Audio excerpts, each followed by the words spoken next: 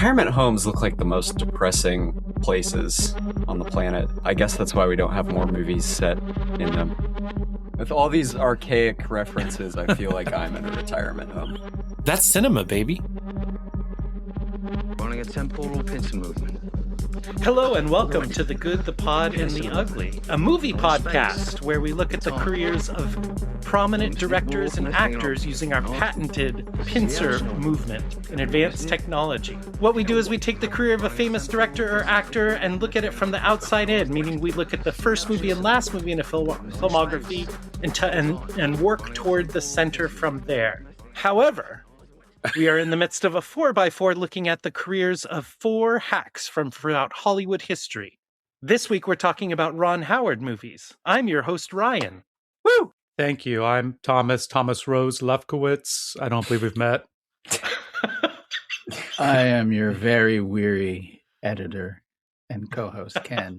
And we are joined this week by the person who chose Ron Howard and picked the four films that we covered. We've already talked about Grand Theft Auto, Hillbilly Elegy, and we are in our final two that we're pairing. We're pairing Cocoon. Yeah. And The Da Vinci Code from 2006. 2006 masterpiece, The Da Vinci Code. That'll be next week, but this week we're talking about Cocoon. Yeah, 1985's Cocoon. And that year, you could have also watched, covered on this podcast previously, Pell Rider. By Sex Am I? To Live and Die in L.A. To Live and Die in L.A. Color Purple. And Oscar-winning Out of Africa. Yeah, that's a pretty good movie. Yeah, we're talking about Cocoon, the film formerly is known that the as... one? It's got the little butterfly in there. Is that what we're talking about? Cocoon? Yeah. No, I think you're thinking of a different book adaptation. That one was written by, I believe, Tom Harris. Oh, with the lambs? Yeah. They're screaming. You're talking about Thomas Harris? Are you like bros with him? Dude, as a fellow Thomas, we have to differentiate when we meet up during our writer's sessions. Okay. Our hackathons. Okay. I have to say, before we start these last two films, I'm looking for things to be fascinated by these Ron Howard films that Jack has picked. So outside of it, though, because I am, I'm in my mid-40s, and I kind of grew up on Ron. Really? What are you talking about? I grew up on Ron Howard, and Ron Howard films meant something different in the 80s. And last 2 weeks ago, when we talked about Ron Howard with Jack, he said he knew him as the guy who did the narration for Arrested Development and was surprised he directed Grand Theft Auto. And that's pretty much it. So Ron Howard being such a huge cultural touchstone as a director, a named director for a while, for some of us slightly older than the others, to him kind of be culturally forgotten in 2026 to the point that when Jack picked the movies outside of Grand Theft Auto to torture us, it was just a weird hodgepodge that none of us probably would have picked being more familiar with his filmography, but that's kind of where Ron Howard sits in 2026. I find that fascinating. Yeah. Yeah. I mean, I'd like to talk about this more next week when we wrap up with Howard, but I would say that Splash followed by this, or what basically made him that name brand that your generation knows so well. He had, I watched Splash. I watched Gung Ho. I watched, I think last week I said I watched The Night Shift. I watched part of Parenthood as much as I could before I had to go do something else.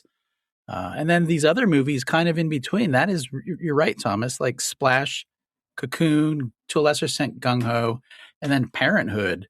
Those are like fairly big movies for people of a certain age. I think you left out Willow. Yeah. And Willow. Yeah, of course, Willow. I think I saw everything he did between Splash and A Beautiful Mind, which I did not see in the theater. I think everything up until A Beautiful Mind, excluding Night Shift, I saw in the movie theater. I think I was with him, and I didn't see Ed TV. I think Ed TV was kind of just broke it for me. I was like, what the fuck is this guy doing? That's shitty. We'll talk maybe more next week, but his whole... I'm fascinated by his transition.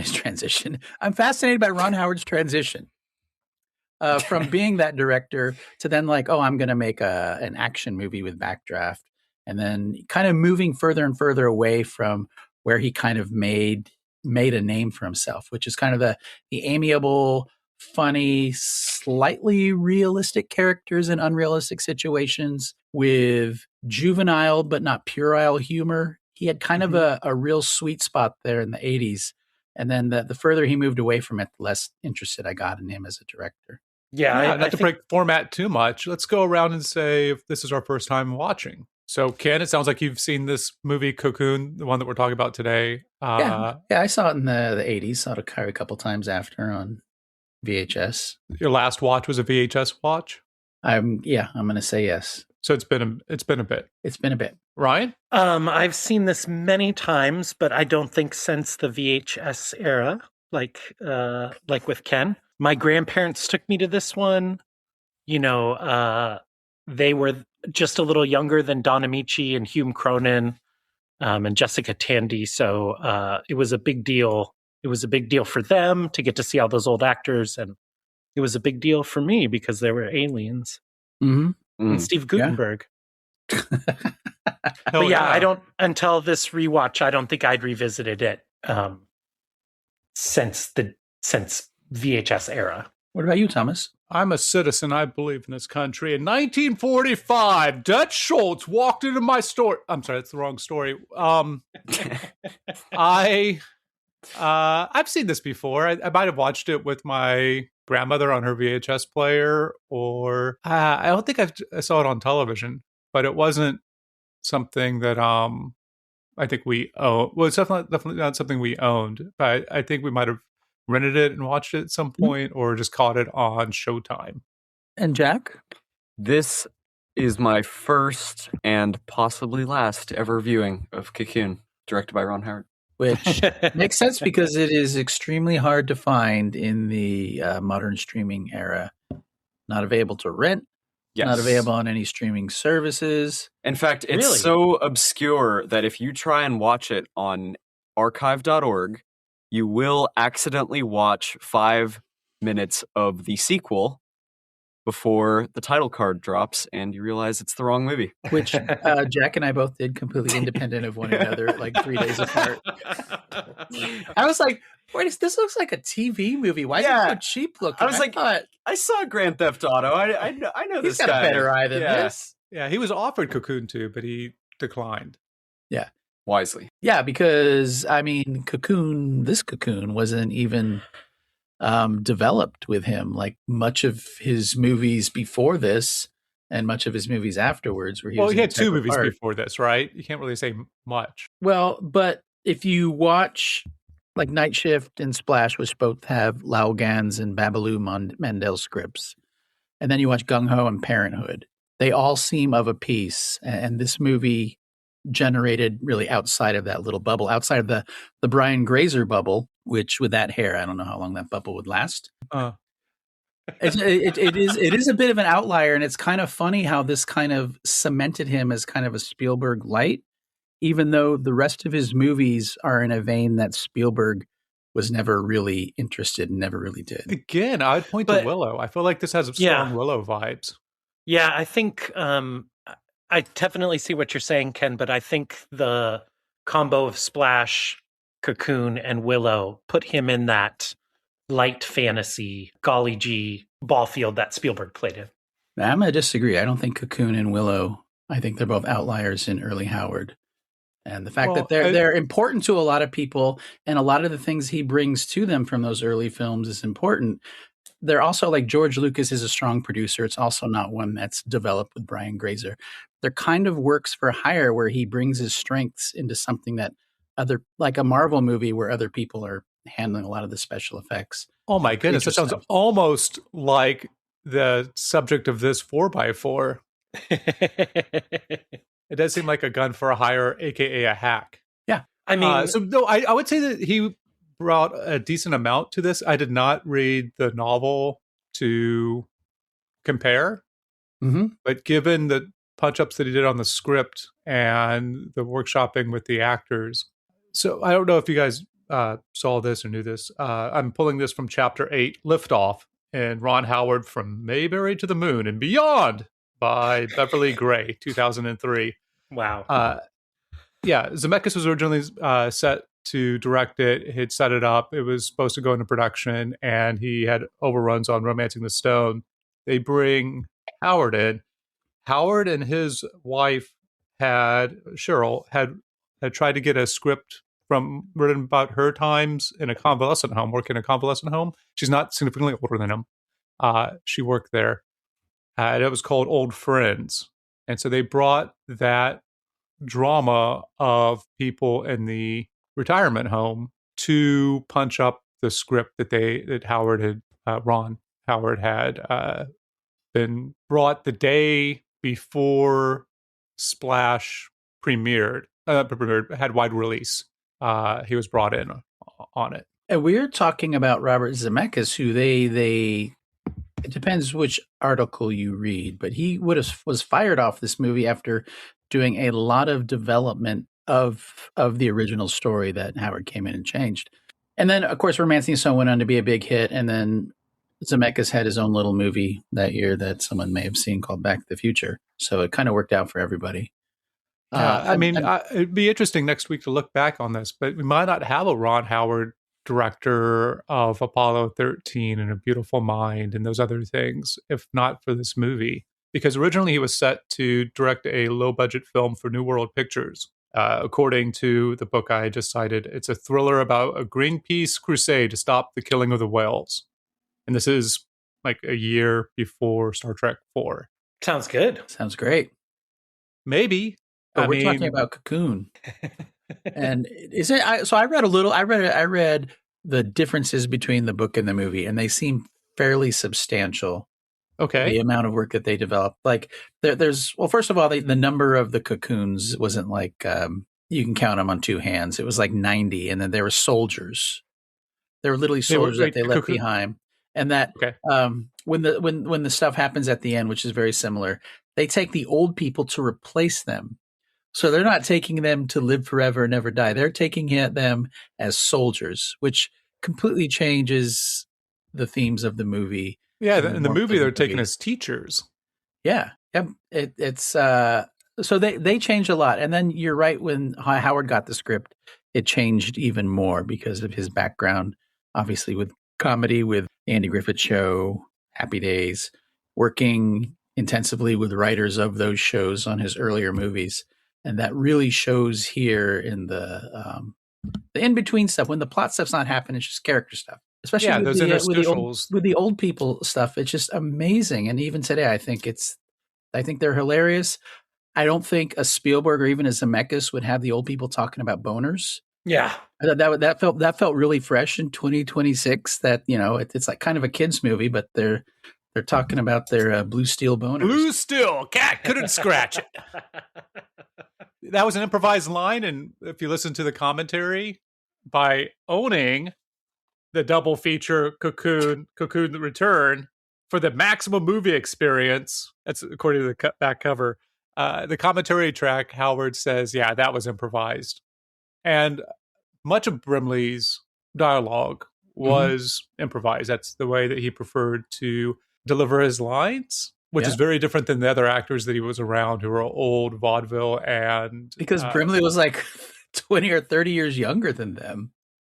Yeah, I mean, it was so much so that I'm trying to remember everybody's name because I didn't grow up with them, unlike some other people maybe on this podcast.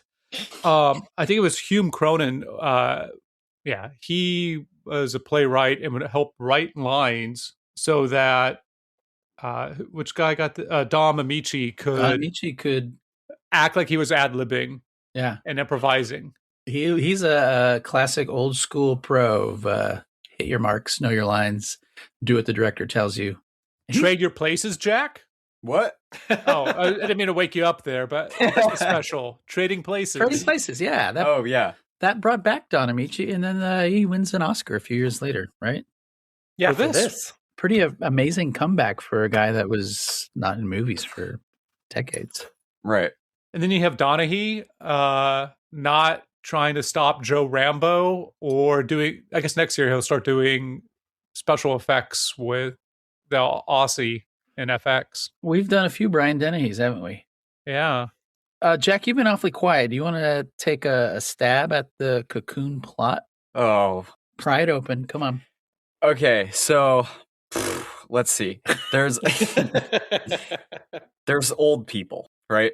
And they're in a retirement home, and a few of these old guys have this weird thing where they break into an abandoned building and use the swimming pool, which has remained remarkably clean, because it's some alone time that they can get away from the everyone being old and sick and dying and whatnot. Retirement homes look like the most depressing places on the planet. I guess that's why we don't have more movies set in them.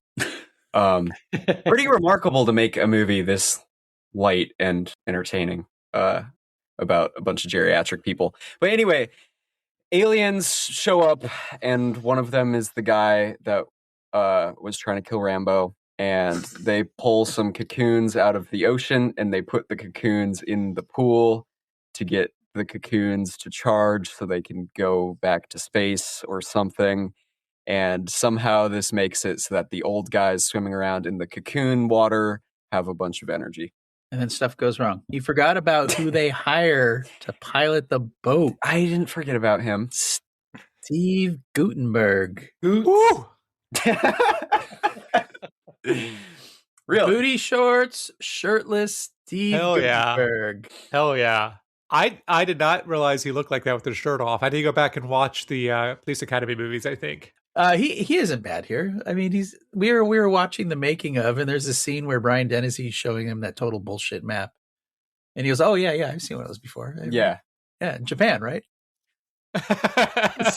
He's very funny. Yeah, yeah. But I mean, also, he has a one-on-one with the computer thing. That was a lot of fun. But I think, not to get to reactions, but I do like how he plays the peeping Tom scene. Yes. So he was just a quick Gute corner. He so this is the same year he would make Police Academy 3, because they made one of those every fucking year. Yeah. And this would also be, I guess, the year before Short Circuit. I'm sorry, no, he did Police Academy 2 this year. Next year the year after would be Short Circuit and Police Academy 3. And the year after that, Police Academy 4 and 3 Men and a Little Baby. Which you might remember from when we talked about Leonard Nimoy. Yes, of course. And then he would eventually do High Spirits, one of the worst films ever made. I'm sorry, Neil Jordan, of Crying Game and Mona Lisa fame. I don't think you're familiar with Gutenberg classic Don't Tell Her It's Me. I'm sorry, are you though?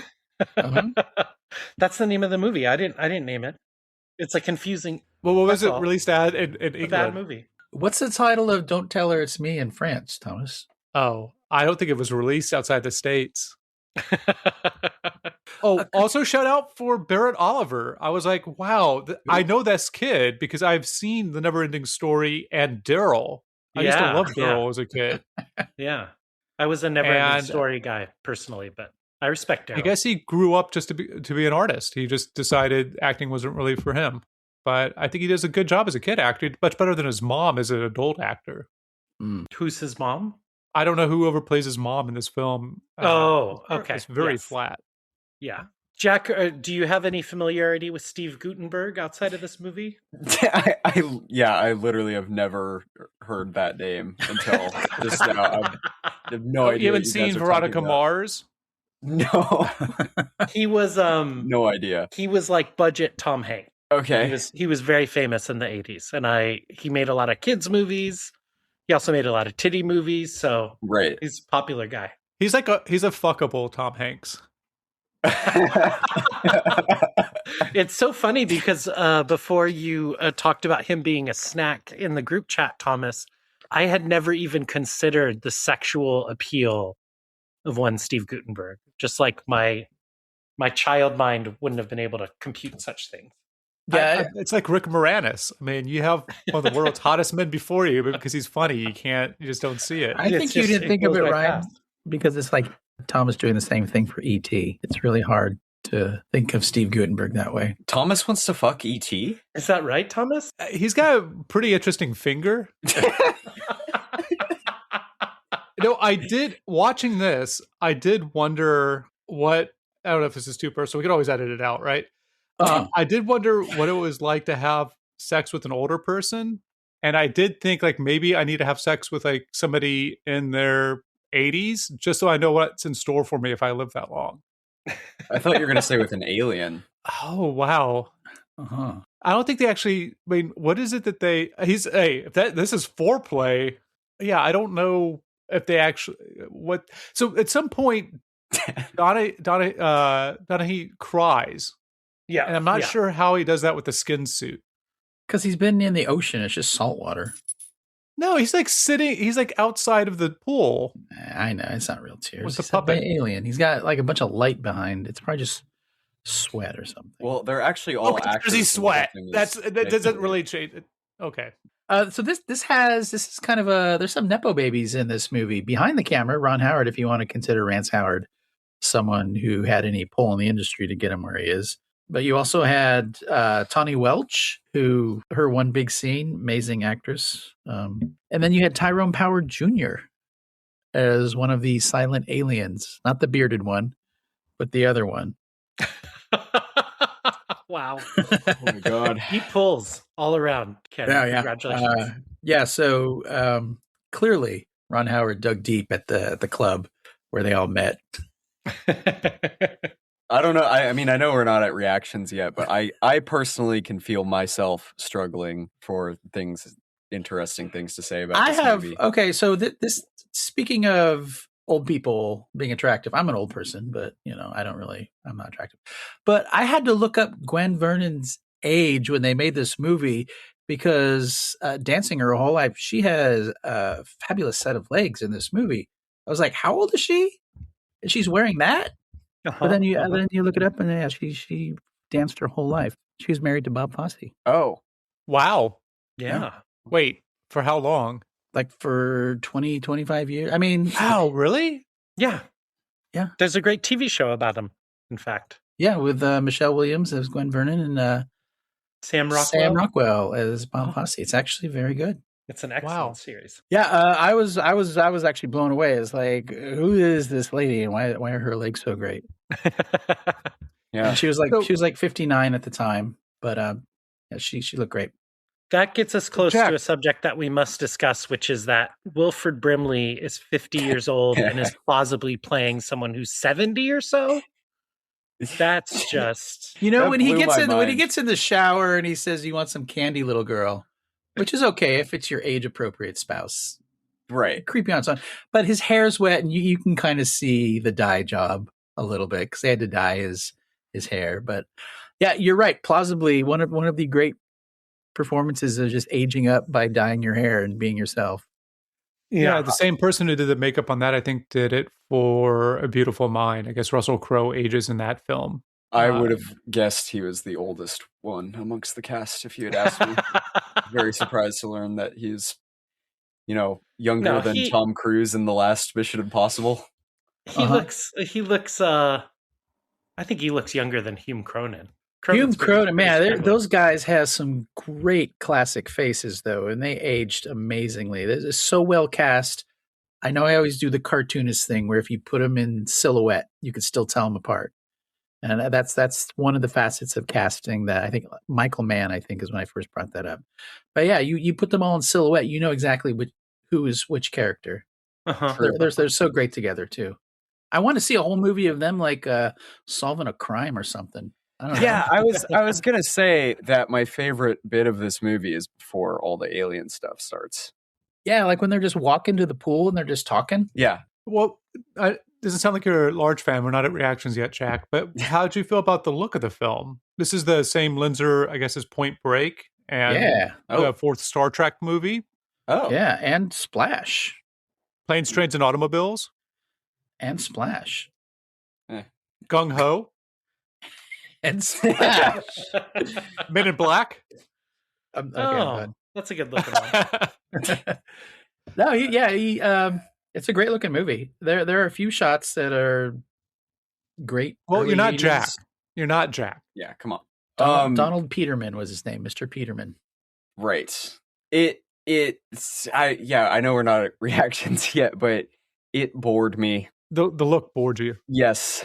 I think maybe everything about it bored me a little bit, but It's interesting that you three old people, or you two old Hey. people and Thomas, Yeah. all mention having seen this last on VHS, because the only reason I knew about this movie in the first place, and the reason that I chose it, is because I was talking with one of my friends that lives in Seattle, and she was telling me about this movie that she saw when she was a little kid on VHS that scared the shit out of her. And she started describing the plot to me.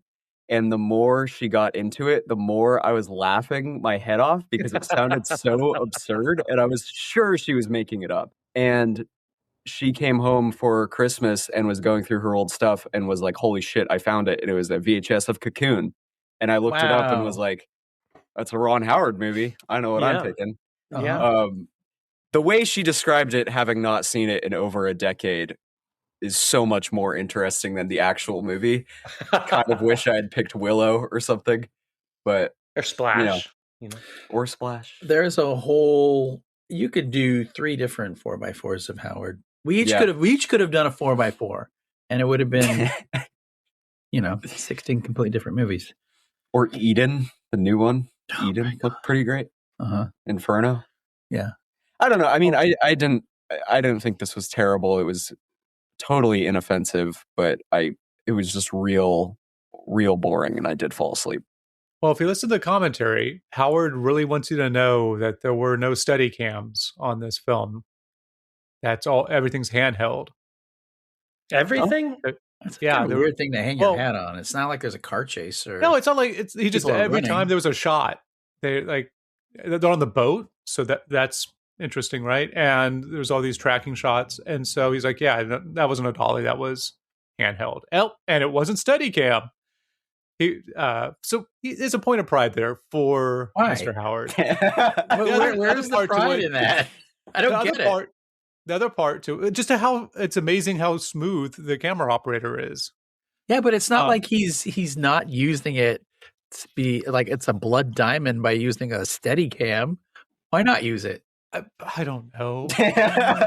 I'm just letting you know something I learned. Okay. Also, everything's practical except for when they go below deck on the ship. That was a set. Everything else is actual locations. Makes sense. And those are real aliens. Yes. I was impressed more than anything by the VFX, and especially there's a lot of underwater stuff, like even when they're just jumping into a pool that there doesn't really need to be. I always appreciate seeing that in an older movie. Mm-hmm. Yeah, I guess Ken and Ryan, was that part of the appeal? Like, oh wait, a camera can go underwater? No. No? Okay. I didn't know how big of a technical marvel that was at the time. No, the appeal of this movie in 1985 was that it's a great movie for the whole family. It sounds weird because they're talking about boners, but that's the kind of movie that used to be a family film back in the 1980s. Well, and It is PG-13. Yeah, But I would say it's much more family friendly than Bad News Bears. this is PG-13? Yeah, because there's talk about boners, and then there's a butt double for Welch. Oh. I'm guessing it's a butt double. And Brimley slips in a fuck. Gross. Oh, you guys didn't see that in your how does cuts? that work exactly? How do you slip in the? You mean his penis fell out, or what do we? Man, Ameche and Guttenberg, their shorts are so goddamn short in this movie. Oh yeah. It's a debate. If you put just their legs side by side, I don't know if you could tell them apart. Ameche spent all those years not working in front of the camera, apparently working out his legs. Yeah. By being married to Bob Fosse. Well, one of them, I think it's Hume, is the one who punches the orderly. He, I guess, was a Golden Gloves boxer, and actually he had one glass eye, and so he didn't have great depth perception. And in one of the takes, actually knocked out the 20-year-old something orderly, and felt bad about it, but also felt pretty proud that he still had it. Yeah, he's fantastic. That's awesome. And married to the lady who plays his wife in the movie. Yeah, which has to be awkward whenever you're like, oh, I cheated on you. Uh-huh. Especially if there's been any history of that in the past. Well, but they're acting, right? Mm. They're doing a thing called acting where what they say isn't real. Sure. But it is interesting if you're bringing up actual things that happened in your life as actors or as human beings outside of the job. Are you suggesting Hume Cronin cheated on Jessica Tandy? Or vice versa. Wow. Jessica Tandy did get a triple crown of acting. By fucking? Is that what you're implying? No! No, she got an Academy Award, an Emmy Award, and a Tony Award. And I was just giving you more information. Yeah, we got some scandals going on here this episode of The Good, the Pod, and the Ugly. Yeah, Jesus. Jessica Tandy and Jesus. Jack, it is another useless thing for you to know about our youth that after this movie, Hume Cronin and Jessica Tandy went through a little mini revival and appeared in other movies together as Short Circuit. And wife. Are they in Short Circuit? Not included. Oh, I'm sorry. That's the one I was thinking of. Battery's not included. The Gute's in Short Circuit. Yeah. Hell yeah. With all these archaic references, I feel like I'm in a retirement home. Wait till next week.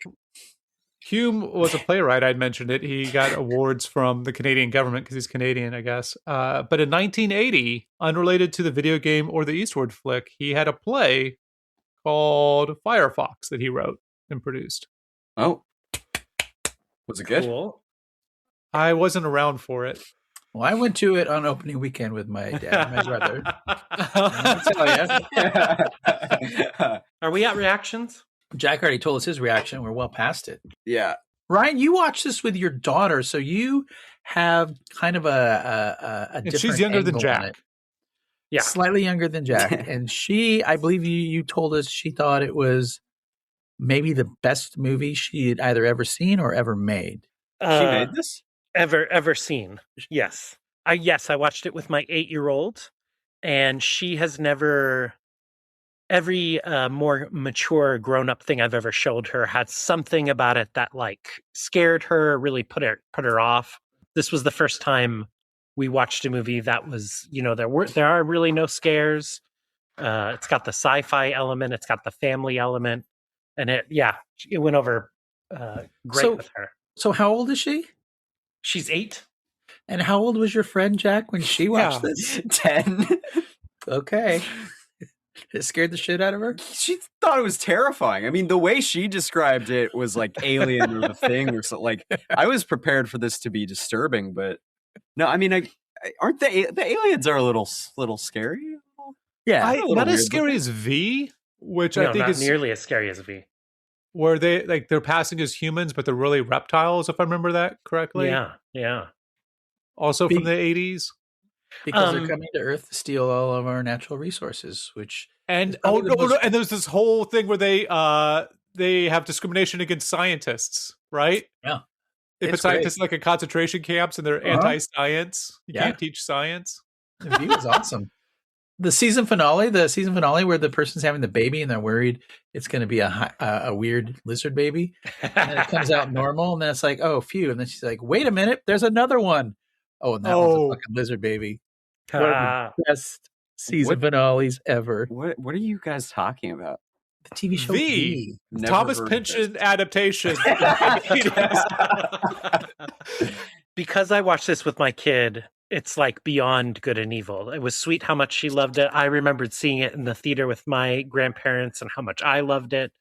And it's slow and it's so milquetoast, but watching it warmed my heart. Good. Yeah. I think I really, really enjoyed it. And I think at my age now, in my mid-30s, it really made me think of like my grandparents, who were probably maybe a little younger than the characters here, maybe even the same age.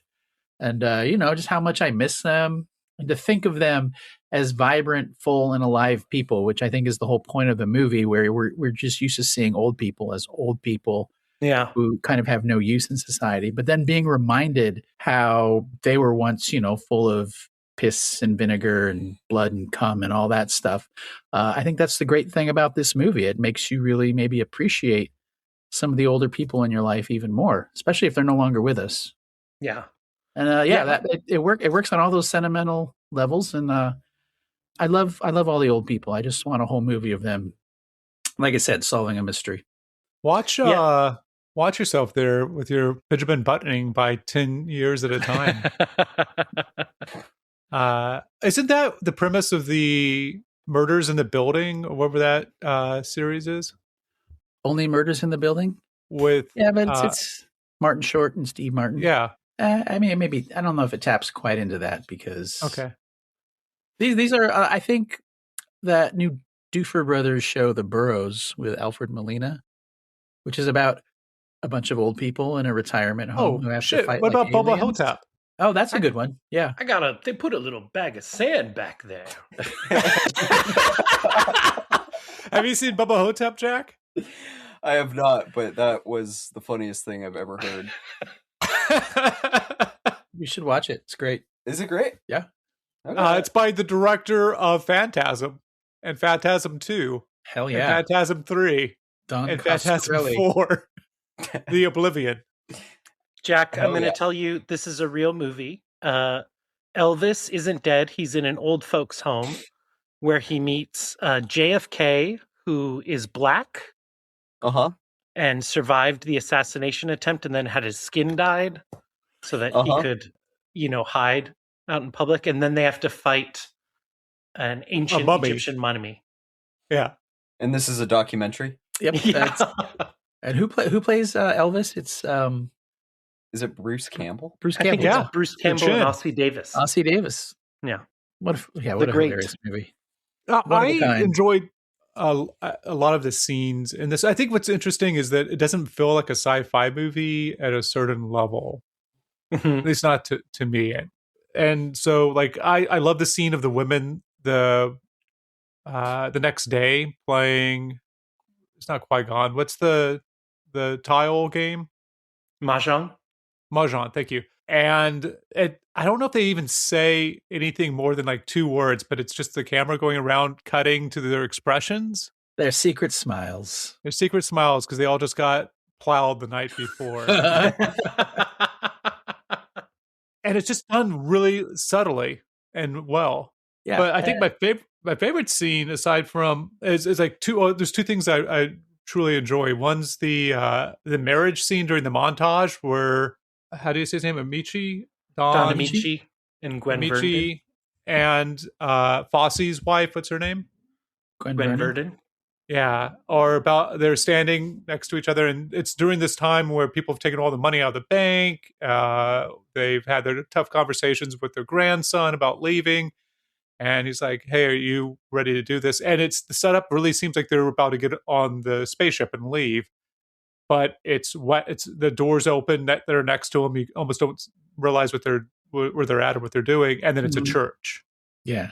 So that visual flourish was great for me, but I think is only improved on by the Peeping Tom scene alluded to earlier in the podcast. Did you have any enjoyment in that, Jack? Oh, did we lose him? I mean, it's fine. So there is something to Howard's some things he's not good at as a director. Some. Well, I mean, I also watched Ransom this week. I watched that a couple weeks ago. And then I think he's good with actors, and if the script is right and it's light enough, I think he's great. But when it's supposed to be suspenseful, there's a component missing where it looks right and the stuff is definitely happening, but there's never a moment where I feel like my blood start to go. It's like, oh, this is exciting. Something's going to happen. And I don't know if it's in setups, because this all is storyboarded to death. There is just something about it that he just cannot generate any excitement. And we'll talk about this a lot next week. I don't know what it is that's missing with him, but like I said, I think Willow and Cocoon are maybe unfortunate parts of his filmography, because his other grounded, middle-class, blue-collar, funny stuff really resonates with me as a viewer now in 2026. And when I get to these other things where he's not necessarily a hack, because a lot of these he develops and Imagine, and he and Brian Grazer develop them and whatnot. It just doesn't feel like it's coming from anywhere interesting. No. I'm talking about the climax here, where there's a gorgeous special effect of the clouds and the spaceship ILM in its prime, but they're being chased, and there's never one instance where you're like, oh no, are they going to get caught? It's not directed where it's suspenseful or there's a ticking time clock. It just feels like, well, there is prior to that, because the ship won't start, right? And Guttenberg introduces him to Silly Putty. Yeah. And so there's, the chase itself might not be gripping, but I think that's what something like, I'm sorry, we could bleep that out. Like what Ryan's daughter, directed by David Lean. What Ryan's daughter appreciates about the film is that everything's going to be okay. Yeah. Yeah. But I think watching it after Ransom, which has like exciting music and stuff happening, and it's basically Mel Gibson stuck in traffic, and the music's like and he's like, oh, I'm stuck in traffic. And it's like there's a disconnect between what should be super exciting and it just isn't. But you're right, it is probably more effective for the kid part of the audience. I think that Ron Howard is a boring and unserious person, and the worst thing that ever happened to his career was somebody told him that he could be taken seriously.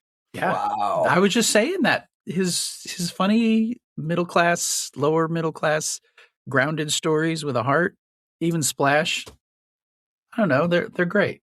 The kid is pumped to watch Splash. Splash also has some butts in it. Yeah, well, one butt, but strategically placed very long blonde hair. So yeah. I think one of the things I enjoy about this film, because I liked it, if we had to rank them, which we might do next week, this is definitely going to be my favorite of the four that Jack selected. Whoa. Same. Spoilers. Whoa. But we'll get to that next week. Maybe Da Vinci Code will change my mind when I watch it for the first time between now and next record. Was that an anagram? Yes, Thomas is bleeding to death, and he's taking time to write an anagram to record in different parts podcast of the house and the neighborhood before he takes off his clothes, scratches a pentagram in his chest, and then finally dies. That is my shit. Okay. That saying to this week, where Ken is only 20 years old. There's something. So I guess in the 80s, as I think back on my knowledge of the 80s, there was like Michael Landon. Is that who I'm thinking of? There's Touched by an Angel. Maybe I talked about this. Yeah. Highway to Heaven. House on the Prairie and Highway to Heaven. Highway to Heaven. That's what I was thinking of. Highway to Heaven. Like, it seems like both Aliens and Angels are really popular in the 80s. And this kind of combines the two into one. In a way that might be presaging some other, like, well, I think it just feels kind of like it's in the zeitgeist. Kind of like astrology would have been in the 70s. Plus the baby boomers' parents, that's the age of those older people we're getting towards. Mm-hmm. So it was you're right. And so I think it's one of the things that Howard talks about in the director commentary is that he would, with the main actors, he would sit around and talk about, would you go or not on the ship? And Howard said, like, at the time, I think he was 32 making this. He said, I would definitely go then. But with age, I guess he recorded the commentary probably 20 years later. Uh-huh. He said that he understands why there'd be hesitation by some of the actors when we was talking about whether they would go or not as human beings. And so they shot the end with Bernie. Bernie's the character with the wife who has dementia, who dies during the movie. And he's the one who refuses. He's the refusenik who won't get in the pool and tries to bring her back after she's dead. And the healing properties are gone. And a very touching scene from Dunahee telling him that it's not there anymore. They recorded two different, they shot it twice. Once with him getting on the boat with everybody else, and then the take that they use, which is him saying no. Yeah. And I'm pretty sure he's supposed to be Jewish in the film. It seems very coded that way. But to my mind, that's a big difference between how between those two religions. Between this idea of this afterlife forever and ever, and another one where it's like, well, it could, but what really matters is just living your life. And if that's what we're designed to do, we do the thing that we're designed to do. And I think that's an interesting that they have both. They have somebody who's contrarian in the film without being a villain is interesting to me. Yeah, I think his story arc is actually it's not the best, but it's the most dramatically satisfying. With his wife dying and him having to cope, his character having to cope with that. He's confronted with his unethical problem, and he sticks with his point of view. Well, he doesn't, because he tries to bring her back in the pool, but then he reverts back to his belief system, which is interesting. Yeah. I think when the entire retirement community goes and jumps in the pool and then kills all of the poor cocooned aliens. Well, did they kill them? No, they don't kill them all because they return some of them to the bottom. They kill two. They kill the one gooey one that Dennehy finds a salty discharge in his eyeball. His eye sac. But I mean that all the old people fucking things up. I don't think it's the old people fucking. It's just human nature. Hey, what do you have there? Oh, it's free. And then they're like zombies all crashing through the gate and then jumping in the pool and fucking everything up. Yeah. It could have been played a lot darker because if you think about it narratively, it is kind of a dark turn. And then all those people just allowed to come back or go with them to the planet afterwards. Yeah. But this is not the kind of movie where you could fault story choices like that because it's about a bunch of fucking aliens. Well, they're not having one fucking alien and then the rest. Yeah. So what's interesting is, that there is that idea of like forgiveness and compassion by the extraterrestrials, where they're like, well, we got room now because you guys fucked it up for us. Do you want to come along? And that's wild. I mean, that's some wild forgiveness and acceptance. It is the most 80s thing about the movie, I think, is just the fuck it. Like, let's do some cocaine and say that the aliens are cool with all this. Yeah. I did wonder watching it. I was like, oh, do they get hooked? Do they become like junkies? Does this become a little bit like Requiem for a Dream? And around that time, I was thinking that somebody one of the old says to the other one, do you think there's cocaine in the pool? I was like, okay. It's Florida. We did see Scarface recently, but seriously though, Brian Donaghy's character should not be in charge after this, right? Right. He makes a mistake. He fucks up a little too much. Even if they're a moral being, still you don't get 10,000 years, one mistake every 10,000 years. Like he really screws the pooch. It seems like on this. I think he should be demoted. Should have been bars up around that pool. They should have electrocuted the gates, all that shit. As soon as they found out they were in there. But okay, and here's another question I had. The film ends right with a funeral, with the NeverEnding Story Daryl character kid looking up at the sky, and there's not a Lion King moment, but he sees kind of the cloud. It reminds him of the ship or whatever. Well, that big bushy mustache cloud, which grandpa talks about diabetes. The end of the movie. I'm pretty sure the person officiating, pastor, priest, whatever he is, says something like their bodies were never found, which means they went looking for them, probably, right? And they didn't find Atlantis. Like that search doesn't seem like it was very thorough. But even more than that, is Steve Guttenberg's character in jail after this? Yeah, he'd be. There's no way in the sequel he's still running a boat.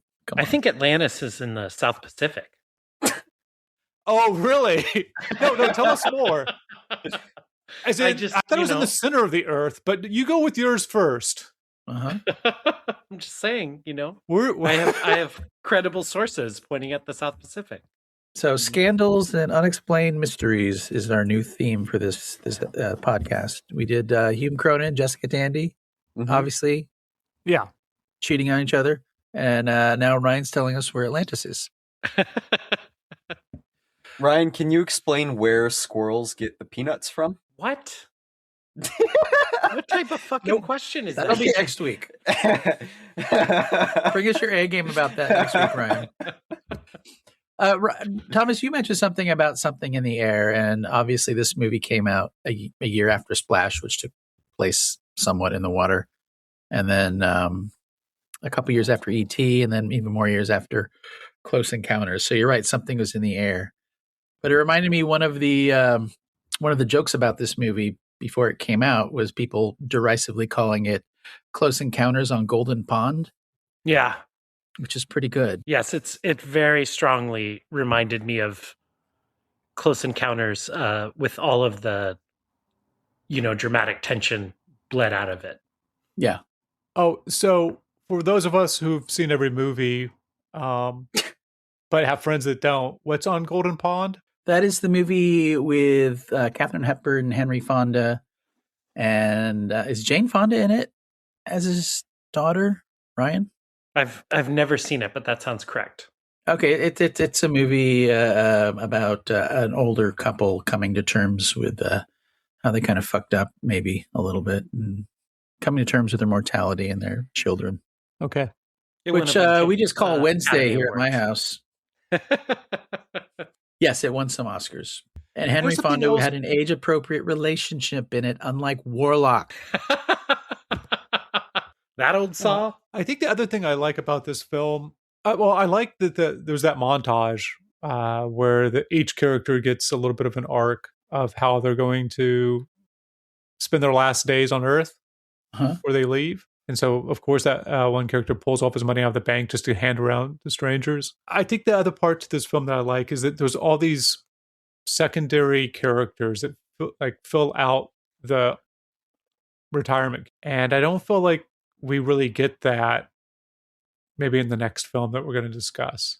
Yeah. Really? I this is what I've been saying this whole episode. Early Ron Howard, he has like a feel for these types of characters, and they feel like they're really grounded and either fun to be around or at least interesting.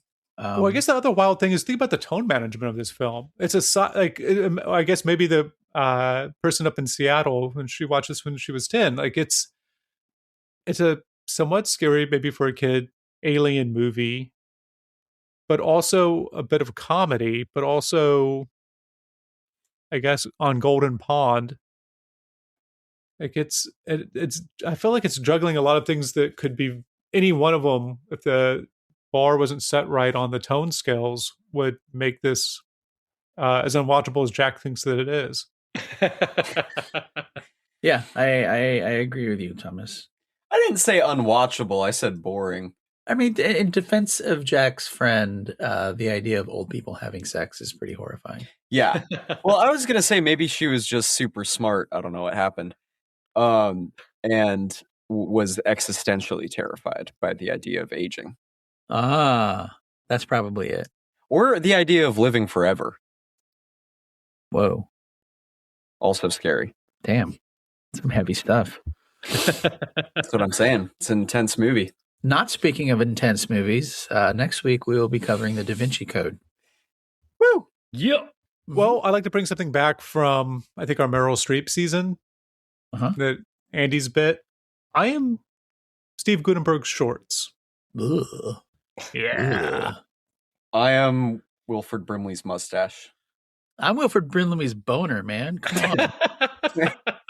A cat couldn't scratch it. I'm Don Ameche's hot stepping. Breakdancing. That is the point of Fonzie almost jumping a shark. Yeah. It's so close. It's close. That he shoots it so well. It's cut so well that as soon as you're looking for, oh, that's the stunt double, it cuts to a shot of him. It's about as good as you can do, and it's fake, but it's hilarious. Yeah, and it doesn't go on too much. Like he's not doing the warm. Like, oh man, I need to do my vocal warm ups. He's not like doing backflips or too much stuff that would be. It's just right on the bubble of ridiculousness. It's still a fun movie. Shut up. It was all right. Shut up. Thank you, Jack, for picking Ron Howard and the 4 films in particular that you chose, including Cocoon. I Anytime. am so excited to wrap up Ron Howard next week with 2006's blockbuster adaptation, the best-selling book of all time, the Bible, the Da Vinci Code, the Da Vinci Code. Yeah. Dan Brown's Ron Howard's The Da Vinci Code. Laps Catholics, let's go!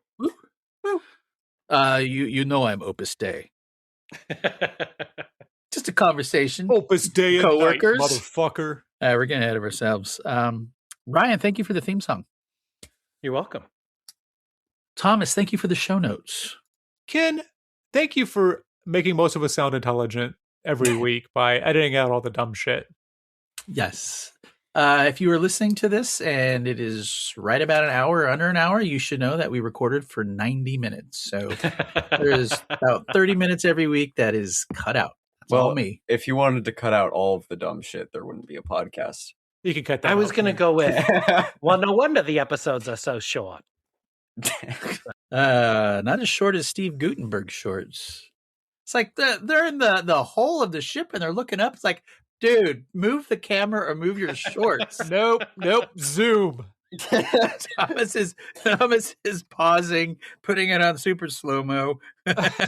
Do you guys know about the time that John Ritter was wearing short shorts on Three's Company and his ball popped out on live television? They didn't. It was taped. Three's Company. Yes, it missed the censors.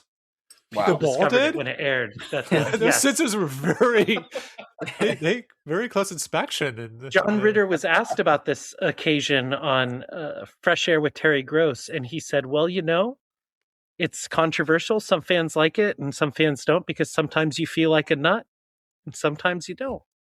No. R.I.P. to a king.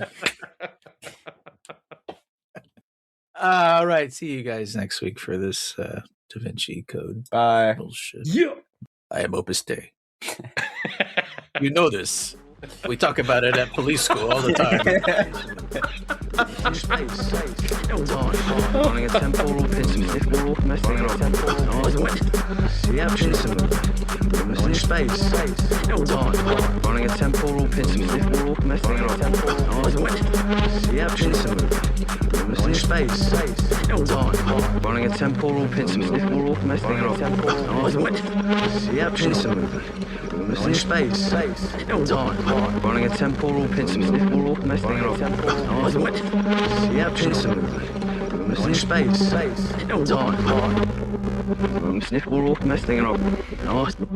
See up in space. Hello and welcome to The Good, the Pod, and the Ugly, where we look at the careers of actors and directors. No, it's Using our- cool, Ryan. Like every 10 or 11,000 years, I make a horrible mistake as well. Using patented pincer method. Where we started... God damn it, why can't I do this? Do you want to start over? It's so Yeah, we'll easy. put that at the end of the episode. That's our new thing. Bad opening. Just relax. Just relax. Just relax. Okay. Take your skin off if you need to. Red leather, yellow leather, red leather, yellow leather.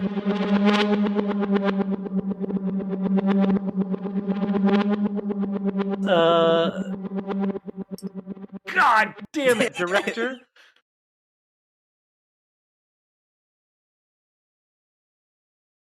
They put a little bag of sand back there.